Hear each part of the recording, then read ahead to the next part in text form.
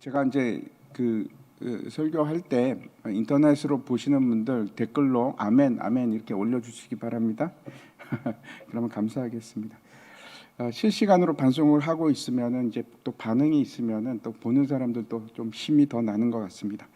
벌써 이제 코로나 사태가 발생한 지 한 달이 좀 더 넘어서 이제 지금 한 달 반째 접어들고 있는데 아직도 출구가 별로 보이지 않는 것 같아서 그런 형국인 것 같아서 심히 또 마음이 어둡습니다.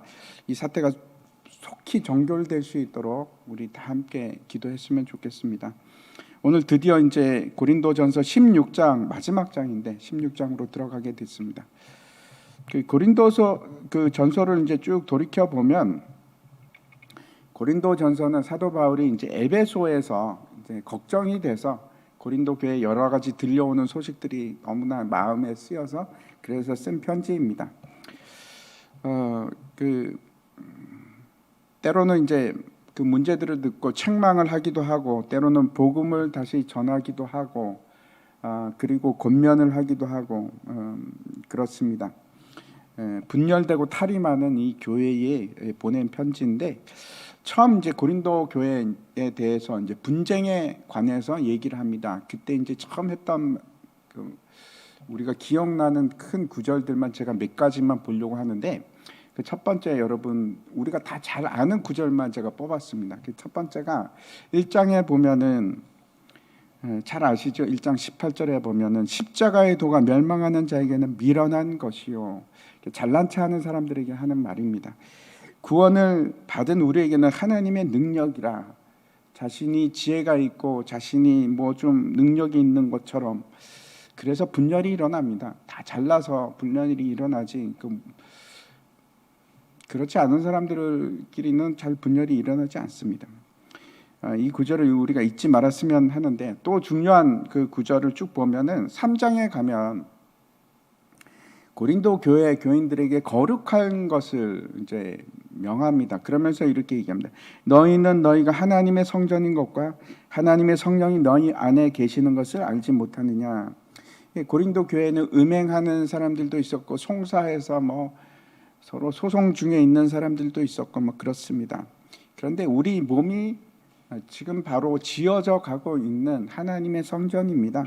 그런 연장선상에서 결혼에 대해서도 얘기합니다. 그 결혼도 결국 이제 음행하는 일, 그다음에 이제 막 이혼해야겠다. 이게 뭐 이제 깨달았는데 더 이상 그 결혼 상태를 유지할 수 이유가 있나 하는 사람들에게 하는 말이었는데, 그리고 이제 우리가 또 잘 아는 말씀 중에 이제 10장에 가면은 이거 같이 한번 읽어보겠습니다. 10장은 말씀이 없습니까? 제가 빼먹었는지 모르겠는데 제가 한번 읽겠습니다. 그런즉 너희가 먹든지 마시든지 무엇을 하든지 다 하나님의 영광을 위하여 하라. 이 말씀입니다. 이 말씀은 언제 나온 말씀인가 하면 우상 제물을 먹는 문제에 대해서 이 말씀이 이제 등장을 합니다. 그리고 이제 12장에 가면 이런 말씀을 합니다. 12장 12절이죠. 몸은 하나인데 많은 지체가 있고 몸의 지체가 많으나 한 몸인가 같이 그리스도도 그러하니라. 여러분 이 말씀은 언제 주어졌는지 혹시 기억이 나십니까? 성령의 은사 얘기할 때 주어졌는데 다들 이제 은사가 있어가지고 내 은사가 좋으니 네 은사가 좋으니 이제 막 질서가 무너지고 그런 상황입니다. 은사 문제 때문에. 그래서 성령의 은사가 다 같은 것이 아니고 다 다른데 각자에게 필요한 것을 하나님께서 주셨다 그 말씀입니다.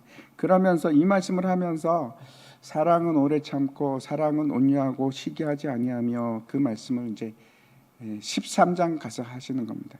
그러면서 그 13장 제일 마지막 말씀 이거 같이 한번 읽겠습니다. 같이 읽겠습니다. 시작. 그런즉 믿음, 소망, 사랑 이 세 가지는 항상 있을 것인데 그 중에 제일은 사랑이라. 사랑이 최고입니다. 사랑이 없으면 아무것도 아닙니다. 우리도 아무것도 아니고 교회도 아무것도 아니고 그 사랑을 얘기합니다. 그러면서 이제 15장에 가면 이런 말씀을 합니다. 사망아 너의 승리가 어디 있느냐? 사망아 내가 쏘는 것이 어디 있느냐? 사망이 쏘는 것은 죄요 죄의 권능은 율법이라. 이거 이제 지난 시간에 우리가 봤던 것인데 부활에 관해서 얘기할 때 이 말씀을 합니다. 예수님께서 죽으시고 잠자는 자들의 첫 열매가 되십니다. 부활이 없다 하는 자들에게 하는 이 말씀입니다. 이게 이제 1장부터 시작해서 15장까지 쭉 그 내용입니다. 여러분 이 몇 구절만 봐도 고린도전서가 이런 내용이구나 하는 것을 우리가 알 수 있는데, 근데 이것으로 끝나지 않고 이제 16장에 들어가서 첫 번째 말씀하는 것이 헌금에 관한 말씀입니다. 분열이 일어나고 여러 가지 어려운 문제가 있었던 고린도 교회에 사도 바울이 결국 권면하는 내용이 뭔가 하면, 교회된 우리는 십자가의 복음 아래서, 십자가의 도 아래서 성전으로 지어져 가는 자들이고 예수 그리스도의 한 몸이다. 우리는 한 몸이다. 그래서 사랑하는 것이 지극히 당연한 겁니다. 그렇죠?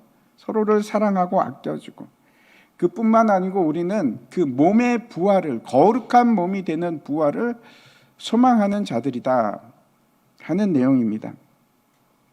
그리고 이제 16장에 가서 그 부활의 몸을 가진 자를 소망하는 우리 한 몸이 된 교회는 어떻게 서로를 사랑하는가 하는 이제 실제적인 얘기를 처음에 하는 것이 이 헌금 문제입니다. 이 이제 헌금을 하게 된 배경을 먼저 우리가 생각을 해봤으면 좋겠는데, 당시 팔레스타인에 굉장히 큰 흉년이 있었습니다. 그게 이제 AD 46년부터 48년에 한 3년 정도 생각해 보십시오. 기근이 들었는데 3년간 기근이 들었으면 얼마나 힘들었겠습니까?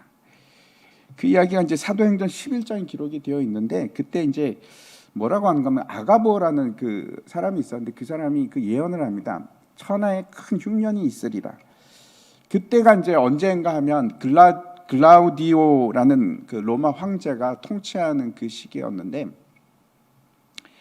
그 예루살렘 교회가 특히 이제 그 팔레스타인 지역이 굉장히 그 기근이 심했습니다. 그리고 예루살렘 교회가 특히 그 힘들었을 수밖에 없는 이유는 그 예루살렘이 그렇습니다. 여러 각지에 흩어져 있던 유대인들이 모이는 곳인데, 이제 모였다가 거기서 복음을 듣고 거기서 이제 회심을 하는 겁니다. 그래서 거기서 신앙생활을 시작하는데 예루살렘 교회의 일원이 된 겁니다. 근데 그 사람들은 그렇죠, 외지인이기 때문에 먹고 살 수 있는 방법도 없는 그런 사람들입니다. 그래서 우리가 잘 알고 있듯이 예루살렘 교회의 참 아름다운 모습 중에 하나가 유무상통이었지 않습니까? 없는 사람, 치질이도 힘든 사람들, 그런 사람들을 돕는 겁니다.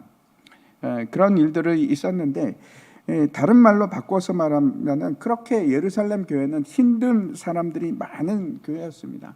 근데 설상가상으로 그 힘든 가운데 또 기근까지 덮쳐서 너무나 힘든 상황입니다.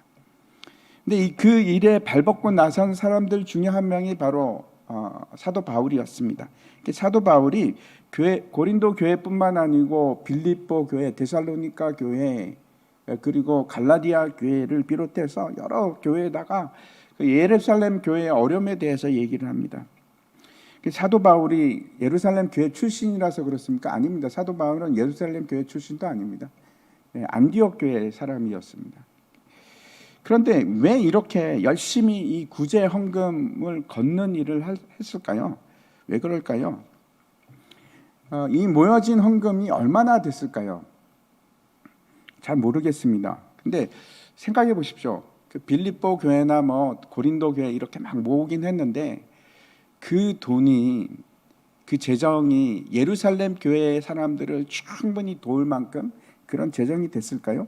그렇게 많은 상당한 금액이었을까요? 저는 그런 생각이 들지 않습니다. 사도 바울이 모인 돈이 그렇게 거금이라고 생각이 전혀 안 듭니다. 근데 왜 그 헌금을 모았을까? 물론 그 모아진 헌금이 실질적인 조금 도움이 됐을 것은 분명합니다. 그렇죠? 그런데 그것보다 더 중요한 것은 왜 그 일을 했는가 하면 교회를 이루기 위한 것입니다. 우리는 교회하면 우리 교회만 생각하기 쉽지만 결코 교회는 그렇지가 않습니다. 소망교회 그러면 하나의 지교회에 불과하고, 교회라는 것은 큰 하나의 몸을 이루는 예수 그리스도의 몸입니다. 큰 몸입니다. 예수 그리스도의 신부여서 이건 이제 비가시적 교회 또는 이제 보편적 교회라고 하는데, 우리 교회와 저 멀리 있는 아프리카에 있는 뭐 작은 교회, 사실은 다 그게 다 예수 그리스도의 몸된 지체들입니다. 똑같이 지체입니다. 하나입니다. 하나의 몸입니다. 몸이 여러 개 있겠습니까? 소망교회 몸 따로 있고 어떤 교회 몸 따로 있고 그렇지 않습니다. 다 하나가 하나의 교회입니다. 그래서 우리 교회가 잘 되는 것이 좋지만 우리 교회뿐만 아니고 하나님의 모든 세상의 교회는 잘 돼야 됩니다.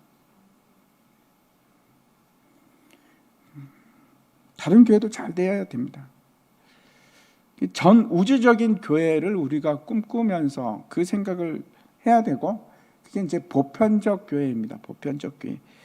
그래서 그 보편적 교회, 그리스도의 몸된 비가시적, 보이지 않는 그 교회의 연약한 부분을 채우기 위해서 헌금을 독려하는 겁니다. 이것이 이제 첫 번째 이유고, 또 하나는 그 굉장히 상징적이지만 아주 중요한 일이 있습니다. 에베소서 2장 말씀을 보면 제가 한번 읽어보겠습니다. 이제는 전에 있던 멀리 있던 너희가 그리스도 예수 안에서 그리스도의 피로 가까워졌느니라. 그는 우리의 화평이신지라. 둘로 하나를 만드사 원수된 것 곧 중간에 막힌 담을 자기 육체로 하시고 법조문으로 된 계명의 율법을 폐하셨으니 이는 이 둘로 자기 안에서 한 세 사람을 지어 화평하게 하시고 또 십자가로 이 둘을 한 몸으로 하나님과 화목하게 하려 하심이라.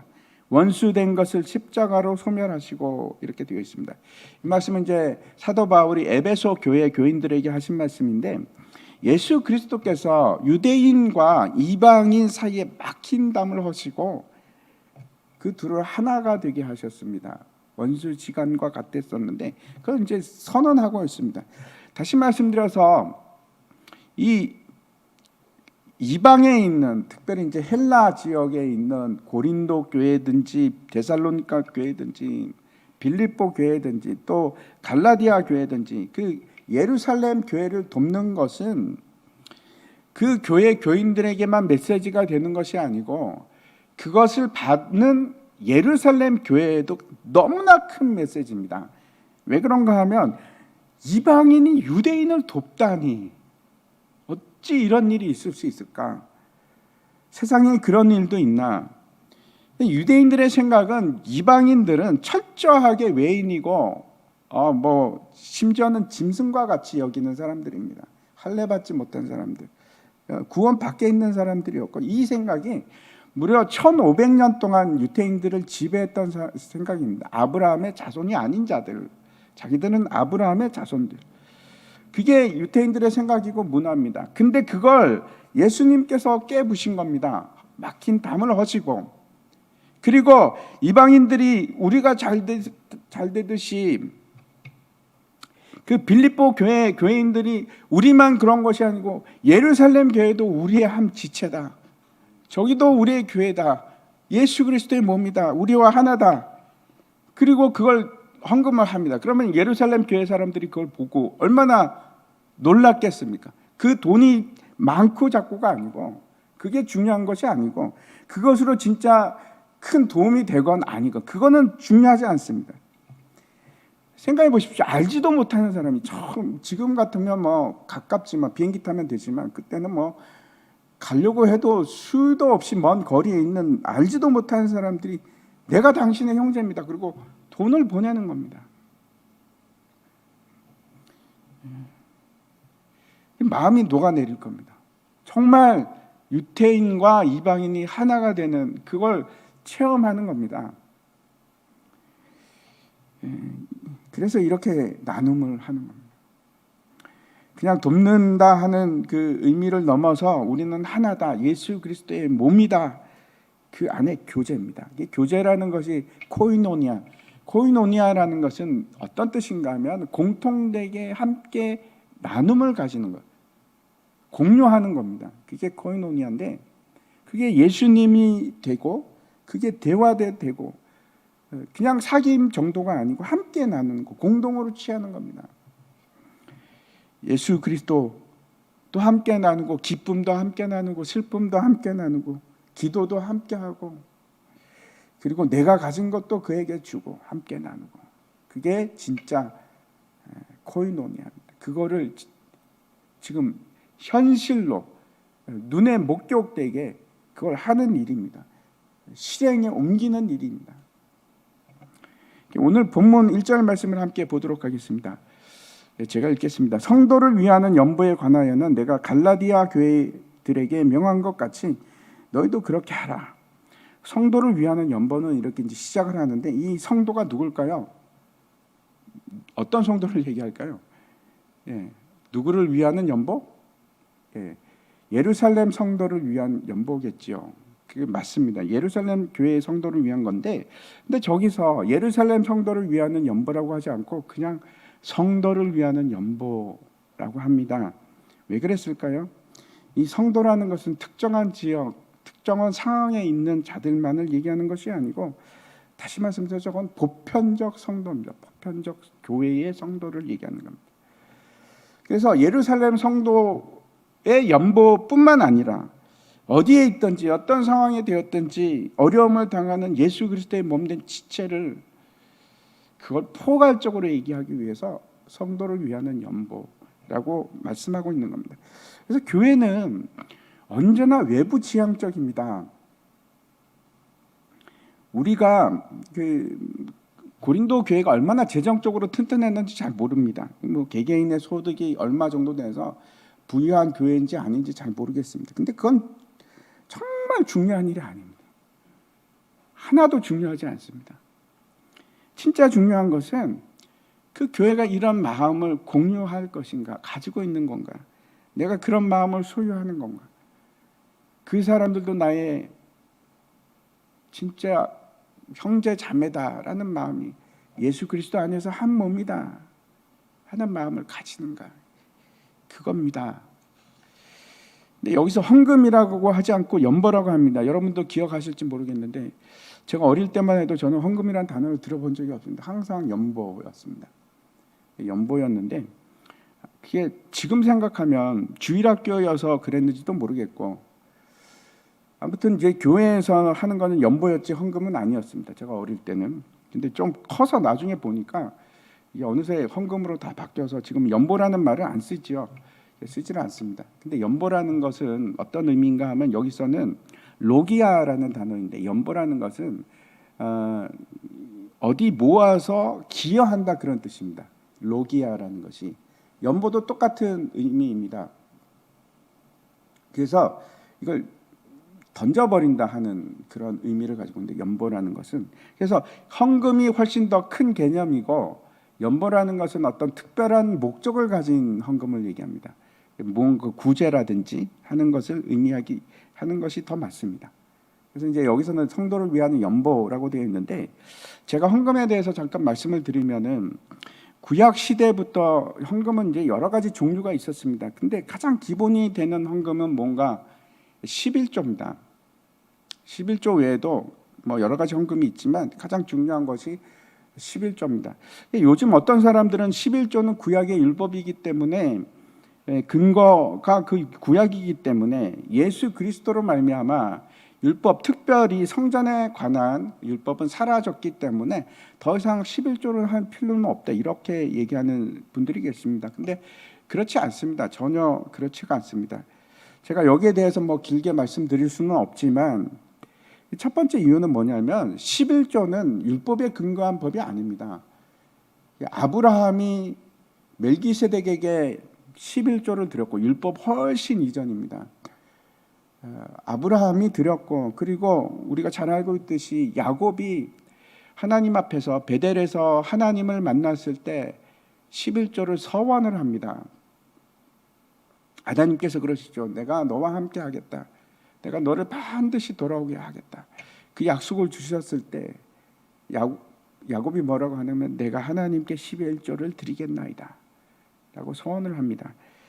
뿐만 아니고 예수님께서 11조에 대해서 말씀을 하셨습니다. 마태복음인데 이 부분만 한번 보겠습니다.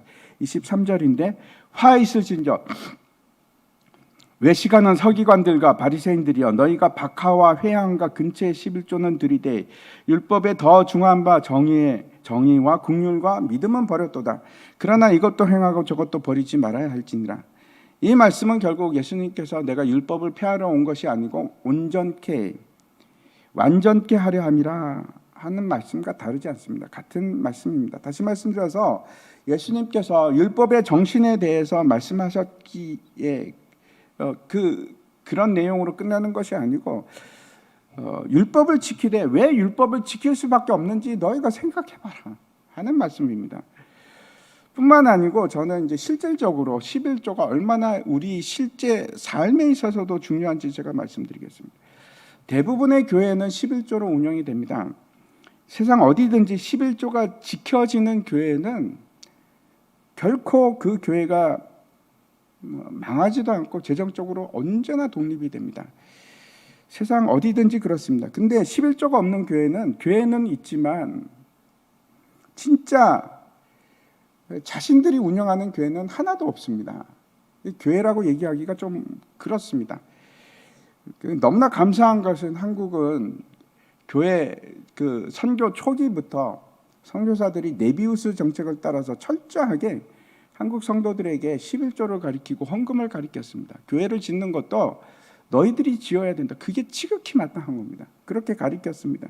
이제 네비우스 정책이라고 하는데 강조할 뿐만 아니고 철저하게 실천을 했습니다. 그 일을. 그래서 한국 교회는 초기부터 헌금을 11조를 하는 교회였습니다. 근데 제가 이제 선교지 가보니까 선교지는 11조 하는 교회가 없습니다. 정말 안타까운 것은 이란에는 이제 지상교회가 하나도 없었지만 다 지하교회입니다. 근데 터키에 가면은 지상교회가 참 많습니다. 여러분, 터키 현지인들이 하는 교회가 몇 개나 될 거라고 생각하십니까? 150개가 넘습니다. 굉장히 많습니다. 그리고 그 교회 중에는 오래된 거는 한 40년 된 교회도 있습니다. 그렇게 오래된 교회도 있는데 놀라운 사실은 정말 제가 막 눈물이 났습니다. 그 150개 교회 중에 단 하나도 재정적으로 자립이 되는 교회가 한 곳도 없습니다. 왜 그럴까요?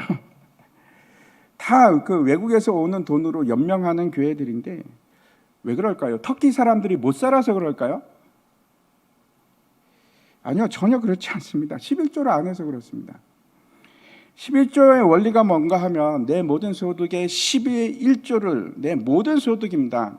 내 모든 소득의 10의 1조를 하나님께 드리는 겁니다. 근데 그것은 굉장히 큰 상징성을 가지고 있습니다. 어떤 것인가 하면 10의 첫째, 10의 1이라는 것 자체가 내 모든 것을 대표하는 의미를 가집니다. 그래서 10의 1조를 드린다는 건 내 모든 것을 드리는 겁니다. 그 말뜻 자체가 그렇습니다. 그래서 11조를 드린다는 것은 내 모든 것은 하나님의 것입니다 하는 신앙 고백입니다. 아무튼 11조가 얼마나 놀라운 일인가 하면 세상 어디든지 10명이 모이면은 목회자 한 사람을 먹여냅니다. 그게 부유하건 가난하건 아무 상관이 없습니다. 그게 뭐 최저 빈민국이 됐건 아주 잘 사는 나라가 됐건 상관이 없이 11조가 하면 외부 원조가 필요가 없습니다. 그러니까 그 자체 못 사는 데면 못 사는 대로 10명이 한 명이 자기들 평균 생활을 누리게끔 하고 평균 생활을 하는 겁니다. 10의 1조로. 잘 사는 데는 잘 사는 지역에서는 또 잘 사는 대로 그 평균적인 생활을 영위하도록 그렇게 만들어 갑니다. 10의 1조를 하면 한 명을 먹여 살리는 겁니다. 근데 이스라엘을 한번 생각해 보십시오. 이스라엘 야곱이죠. 이 야곱의 아들들이 12명입니다. 근데 그 중에 요셉은 장자권을 받아서 그 아들 둘이 그 아들로 편입이 됩니다. 야곱의 아들로 편입이 됩니다. 그래서 실제적으로 야곱에게 있어서 아들이 몇 명입니까? 13명입니다. 13명 중에 레위 지파는 기업이 없습니다. 기업을 안 줍니다. 기업을 안 줘서 어떻게 하는가 하면 그 12지파가 한 지파를 먹여 살리게끔 합니다. 근데 생각해 보십시오.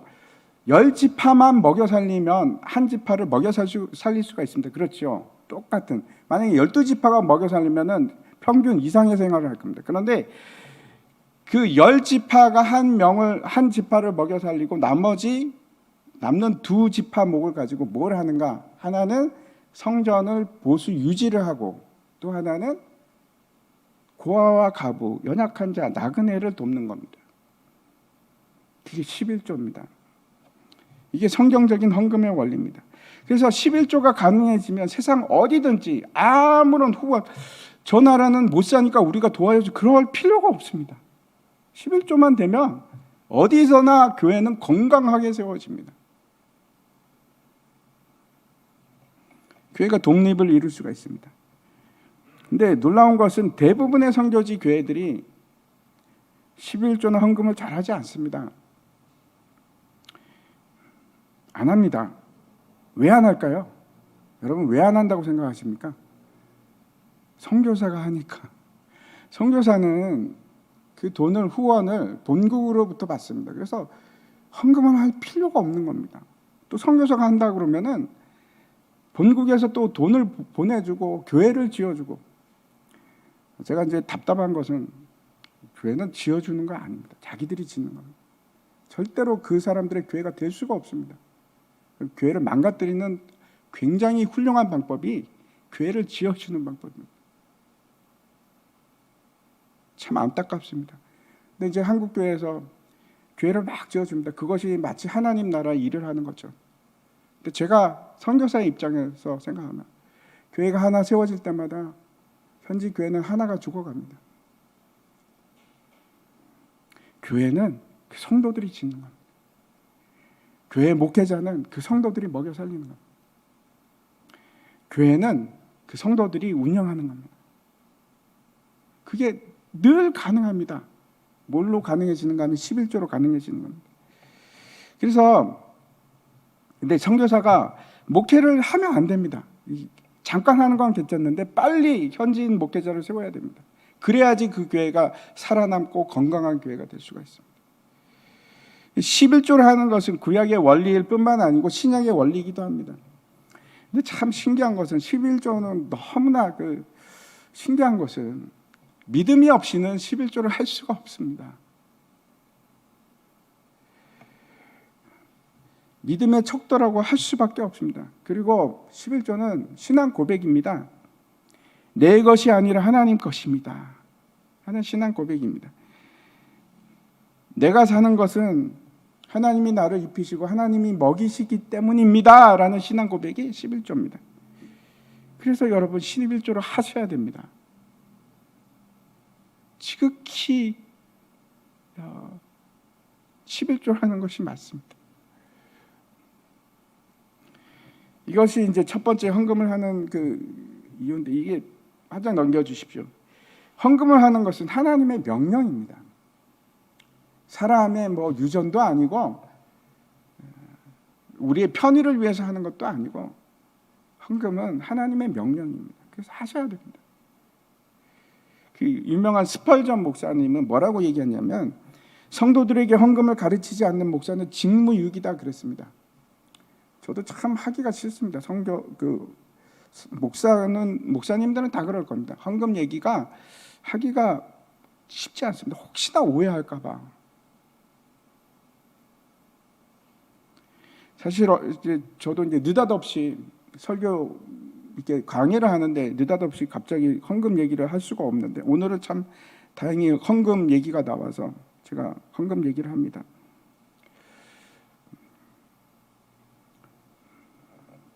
헌금을 하셔야 할 뿐만 아니고 헌금을 한다는 것은 굉장한 축복입니다. 저는 그걸 믿습니다. 이게 무슨 말인가 하면 내가 정직하게 하나님 앞에서 정직하게 11조를 하면 반드시 하나님께서 내 경제를 책임져 주십니다. 저는 너무나 많은 경험입니다. 하나님께서 책임을 져 주십니다. 저는 그 일에 대해서 전혀 의심이 없습니다. 확신합니다. 그래서 헌금은 의무일 뿐만 아니고 감사이고 믿음입니다. 제가 또 한 가지 말씀드릴 것은 헌금을 어떻게 사용할까 하는 문제인데, 헌금은 첫 번째는 레위인들, 다시 말씀드려서 그 복음을 위해서, 교회를 위해서 하는 그 사역자들을 위해서, 그 복음을 감당하는 일들을 위해서 쓰여지는 것이 맞습니다. 두 번째는 교회를 유지하기 위해서 사용이 됩니다. 그리고 세 번째는 가난한 자, 연약한 자, 필요가 있는 자들을 위해서 쓰여져야만 합니다.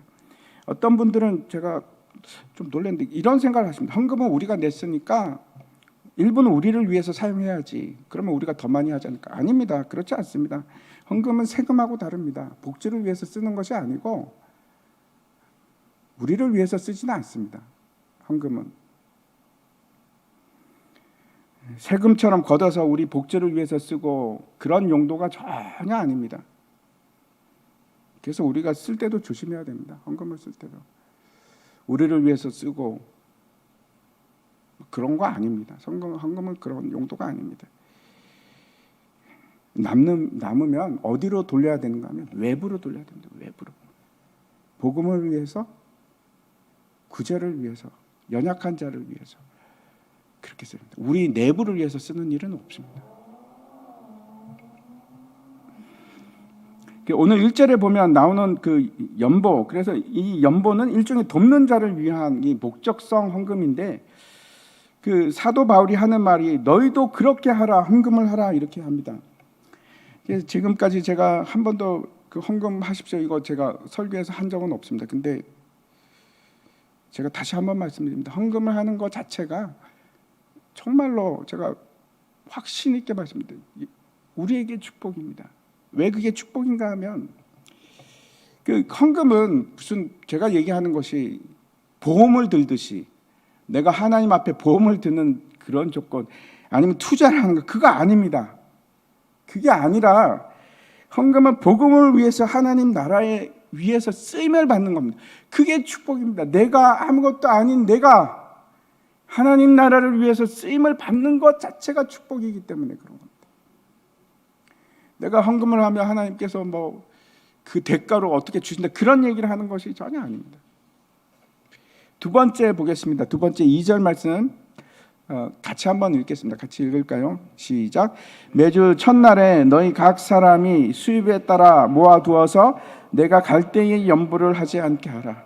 두 번째 우리가 관심을 가져야 할 것은 뭐라고 되어 있는가 하면 처음에 매주 첫날에 이렇게 되어 있습니다. 이게 도대체 무슨 말일까요? 매주 첫날이 무슨 날일까요? 네? 주일입니다. 일요일, 주일을 말합니다. 주에서 7번째 날은 토요일이고 그날은 이제 안식일이라고 하지 않습니까? 주 첫째 날은 주일입니다. 그 일요일. 여기서 여러 가지를 알 수 있는데 초대교회를 보면 초기에는 안식일에 성전에서 모여서 예배를 드리기도 하고 주일에 예배를 드리기도 했습니다. 근데 점점 시간이 지나갈수록 일요일에 주일에 모이는 일이 안식일에 모이는 것보다 훨씬 더 많아집니다. 그리고 이제 나중에는 안식일에 안 모이고 주일날 그렇게 모였습니다. 요한계시록에 보면 사도 요한이 주의 날에 성령의 강한 임재를 받습니다. 그날도 주의 날입니다. 주일입니다. 왜 사람들이 그 안식일이 아니고 주일에 모이기 시작했을까요? 첫 번째는 예수님께서 그날에 부활하신 날입니다. 그래서 그 부활을 축복하기 위해서, 축하하기 위해서, 기뻐하기 위해서 그날을 예배하기 위해서 모인 것이고 또 혹시 아십니까 여러분? 성령 강림이 무슨 요일날 일어났을까요? 화요일날 일어났을까요? 토요일날 일어났을까요? 오순절 성령 강림. 오순절은 언제나 주일입니다. 주일입니다. 그래서 사람들이 주일날 예배를 합니다.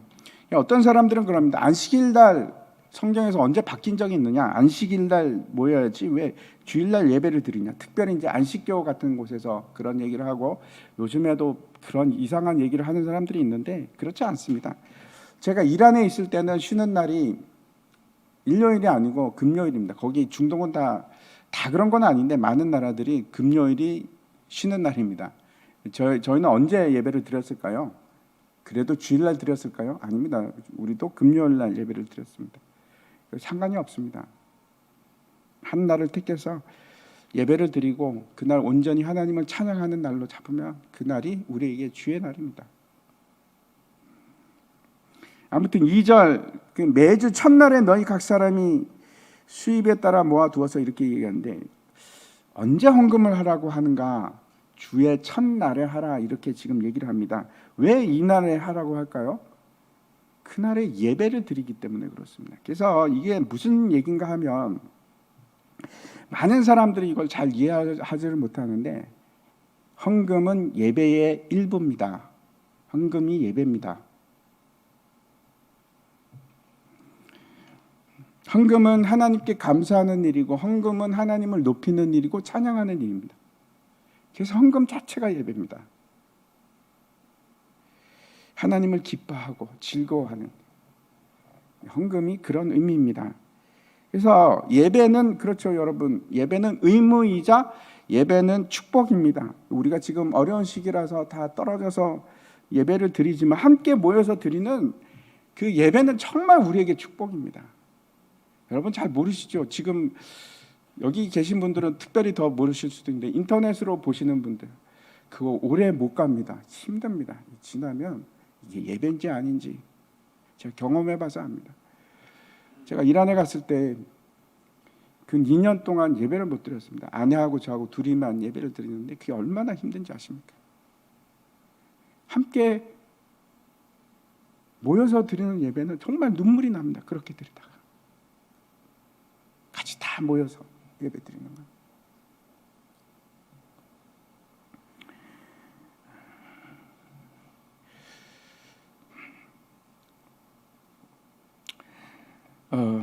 그래서 마찬가지로 예배는 우리에게 축복이 되는 것과 마찬가지로 예배는 또 축복이자 의무이고 헌금도 마찬가지입니다. 헌금은 하나님께서 우리에게 명하신 일이자 그래서 의무이자 축복입니다.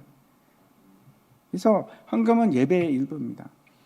이게 두 번째인데 우리 교회는 이제 따로 그 헌금 시간이 따로 예배 중에 있어서 그렇게 헌금을 걷고 그러지는 않습니다.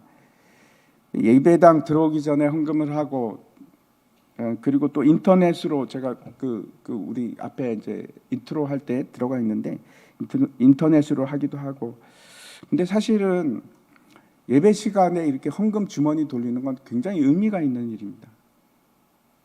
그거는 사실 저는 그게 더 의미가 있다고 생각합니다. 더 의미가 있지만 왜 그런가 하면 그 자체가 이렇게 헌금을 하나님께 드리는 그 행위 자체가 그게 예배라서 그렇습니다. 그걸 놓치지 마시기 바랍니다. 우리가 들어올 때 헌금을 드리기도 하고 인터넷으로 송금을 하기도 하지만 그걸 할 때 내가 하나님을 예배합니다. 그러고 하셔야 됩니다. 하나님을 예배합니다. 하는 마음을 가지고 하셔야 됩니다. 이게 두 번째입니다. 세 번째 다시 2절 한번 보겠습니다. 2절 보면 제가 다시 한번 읽겠습니다. 매주 첫날에 너희 각 사람이 수입에 따라 모아두어서 내가 갈 때에 연보를 하지 않게 하라. 뭐라고 하는가 하면 각 사람이 수입에 따라 모아두어서 내가 갈 때는 연보를 하지 않게 하라. 이게 무슨 말인가 하면 연보는 체계적으로 하라는 뜻입니다. 아무런 계획이 없이 그렇게 하는 것이 아니라 미리 계획을 세우고 마련을 하고 준비를 하고 하는 일이 필요합니다. 이게 헌금입니다. 감정에 따라서 막 하는 것이 아니고 상황에 따라서 하는 것이 아니고 체계적으로 하십시오. 그래서 매주 이렇게 모으라고 합니다. 매주. 또 그 감정이나 흥분한 상태에서 하는 것이 아니고 사도 바울이 뭐라고 하는가 하면 내가 갈 때 하지 말고 이게 무슨 말일까요? 내가 갔으니까 막 압박을 느껴서 내 얼굴 보고 하긴 해야 되겠는데 이렇게 하지 말고 너희가 마음으로 계획을 세워서 그렇게 하라. 그렇게 말씀을 한 겁니다. 체면으로 하지 말고 흥분해서 하지 말고 사람에게 하는 것이 아니고 하나님께 하는 겁니다.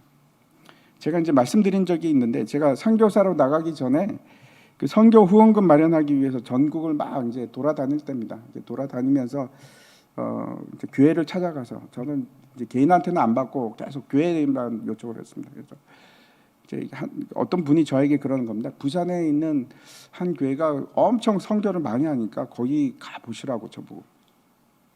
그래서 알겠습니다. 그리고 그 교회를 찾아갔습니다. 근데 정말 그 목사님이 선교를 많이 하시는 분인데 뭐 알지는 못하고 찾아갔더니 교회가 저는 큰 교회인 줄 알았습니다. 선교를 하도 많이 하신다고 그래서. 근데 조그만 개척 교회였습니다. 목사님이 어떤 분인가 하면 원래 이제 집사님이었는데 그 교회가 선교를 많이 안 해서 너무 그게 힘들었던 것 같습니다. 그래서 내가 목사가 돼서 선교를 정말 많이 하는 교회를 만들어야지. 그래서 이제 신학교를 나왔고 목사님이 되신 겁니다. 그래갖고 교회를 개척하고 목회를 하시면서 선교를 열심히 하시는데 제가 가서 보니까 저를 후원할 수 있는 후원할 만한 그런 여유가 있는 교회가 아닙니다. 가서 보니까 벌써 막 선교사들이 막 편지가 쫙 붙어 있고 그 조그만 교회에서 저기서 내가 무슨 후원을 요청을 하겠나. 그냥 기도 후원만 요청을 해야겠다. 그리고 기도해 주십시오. 그리고 이제 나오려고 했는데 목사님이 이제 자기 꿈 얘기를 하셨습니다. 꿈을 꿨는데 그 비전을 하나님께서 주셨는데 큰 안식관 같은 것을 만들어서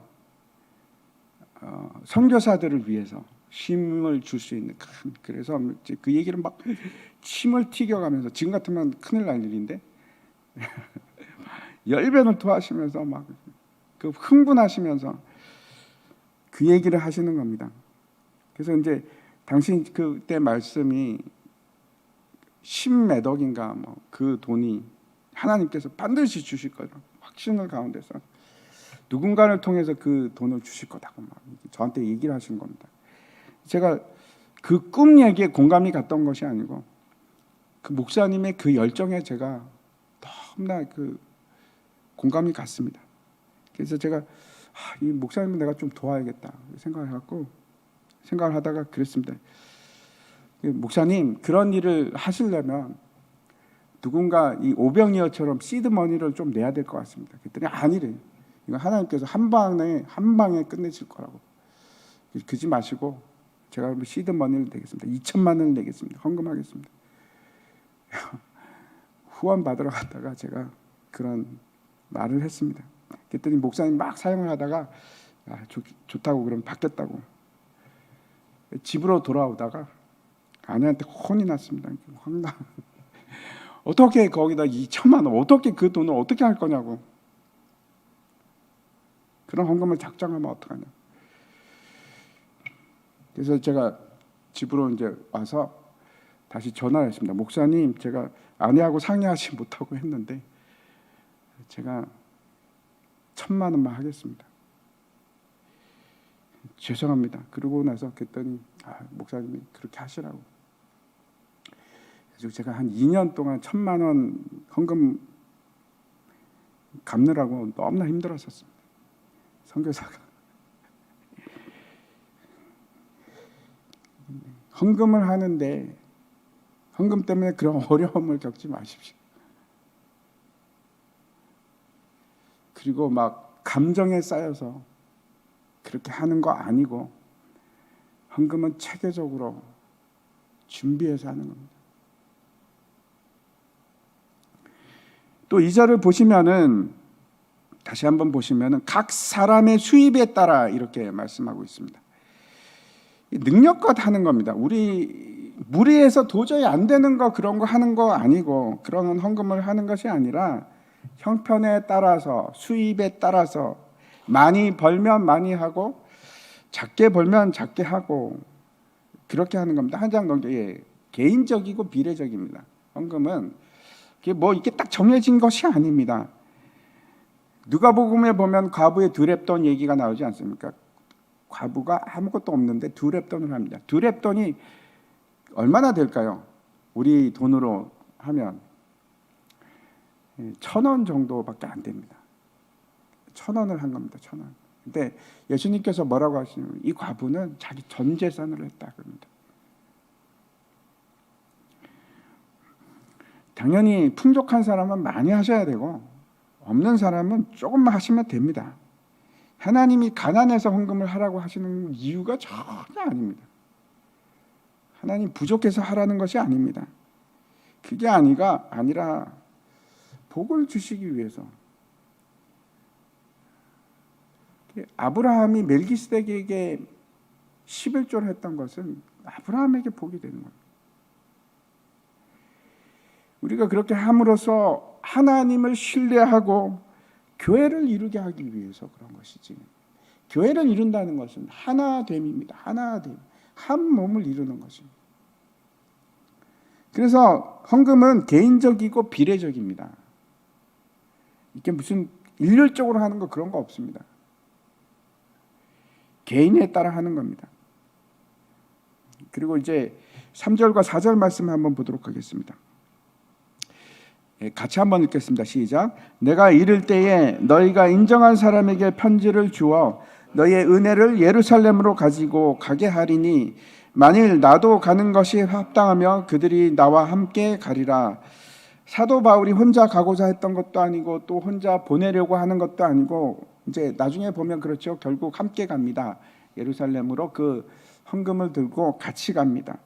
성경에서는 교회의 일들, 특별히 이제 재정에 관한 일들은 누구에게 그 일을 맡기는가 하면 집사들에게 맡깁니다. 재정은 집사가 하는 겁니다. 근데 우리가 기억해야 할 것은 그 일에 교회가 함께 참여하게 하는 겁니다. 참여하고 그 일을 혼자 하는 것이 아니고 투명한 것이 굉장히 중요합니다.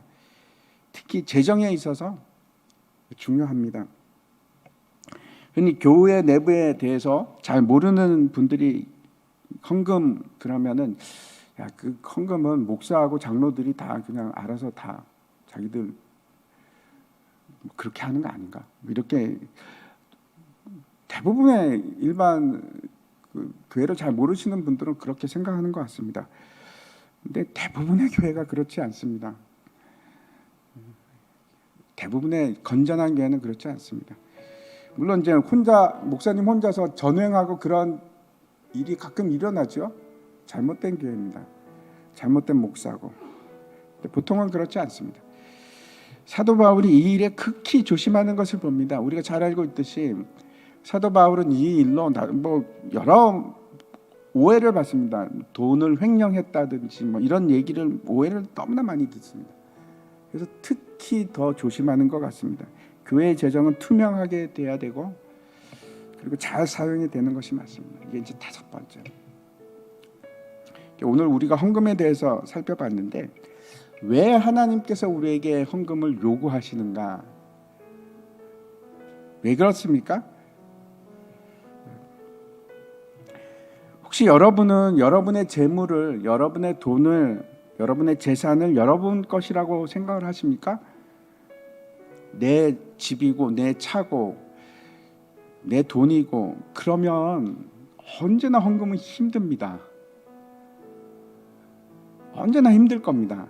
내 거라고 생각하면 내 건데 하나님한테 왜 줘? 그거 힘들 수밖에 없습니다. 언제나 아깝습니다. 막 손이 떨릴지도 모르겠습니다. 이건 내 거야, 내 건데. 잘못 생각하시는 겁니다. 우리가 가진 모든 것은 내 거에 하나도 없습니다. 내 목숨도 생명도 내 것이 아닙니다. 우리는 청지기로 부름을 받은 거지 다 하나님 거 맞습니다. 하나님 겁니다.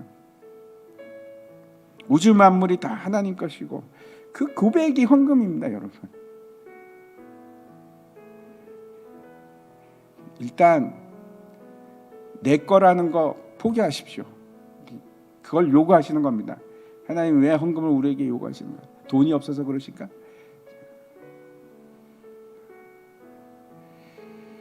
두 번째 왜 하나님께서 요구하실까?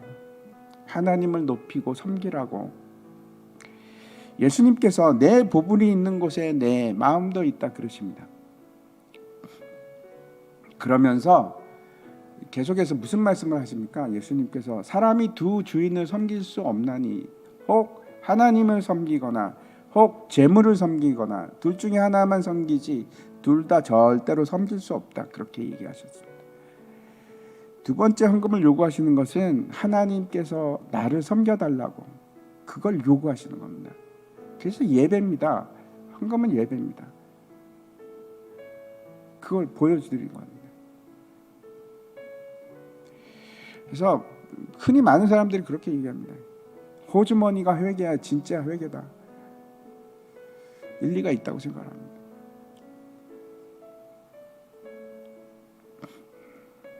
세 번째, 왜 하나님께서 우리에게 그렇게 헌금하라고 하실까요? 하나님만 신뢰하라고. 자, 마지막으로 마태복음 우리가 잘 아는 구절 제가 읽고 말씀을 마치도록 하겠습니다. 그러므로 염려하여 이르기를 무엇을 먹을까? 무엇을 마실까? 무엇을 입을까? 하지 말라. 이는 다 이방인들이 구하는 것이라.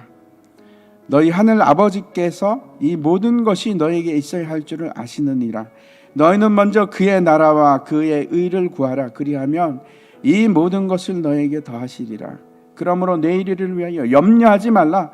내일 일은 내일이 염려할 것이요 한 날의 괴로움은 그 날로 족하니라. 잊지 마십시오. 하나님께서 왜 헌금을 요구하시는지.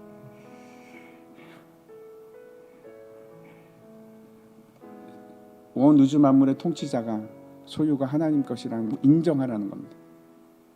두 번째, 하나님께서 왜 요구하시는가? 하나님만을 높이라고. 세 번째, 하나님께서 왜 우리에게 헌금을 요구하시는가? 나를 믿음, 나만 신뢰하라. 돈을 신뢰하지 말고 나를 신뢰하라. 그 일에 승리하십시오. 다 함께 우리